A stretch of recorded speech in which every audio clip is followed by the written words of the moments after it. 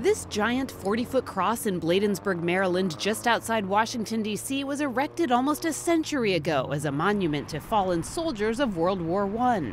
Today, the so-called Peace Cross is at the center of a different battle in the U.S. Supreme Court over the First Amendment's separation of church and state. When we looked at it and looked into the history, we realized that this was put up on public land, that this was inappropriately done, that for years it's been a discrimination that exists. The 93-year-old memorial cross holds the names of 49 fallen soldiers from the county who died in Europe during World War I. Local families and the American Legion paid for the monument, which resides on a prominent intersection of government-owned land and is now maintained by a Maryland Parks Commission.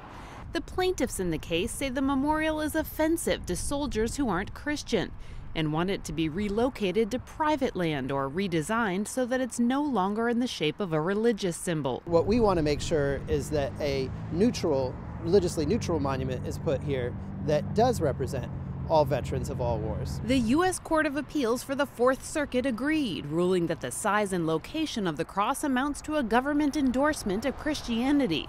But defenders of the monument insist it's been used throughout its history as a secular site for hundreds of remembrance events honoring veterans. And they say the memorial's shape was chosen not for religious reasons, but to resemble the cross-shaped grave markers for fallen American soldiers in cemeteries overseas. It's a peace cross that has nothing to do with religion. Mary Ann LaQuay's uncle is memorialized on the cross. It represents these men, 49 men. It doesn't represent anything other than that. I just don't want it lost.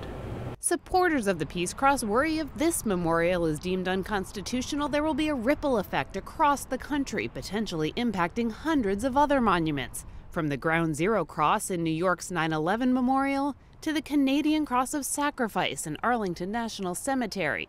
And then you could go on across the entire country where the bulldozer is going to continue to have to roll, knocking down memorial after memorial, just because some Gold Star mothers back in 1919 chose a memorial that mimicked the gravestones that their sons were buried over in Europe.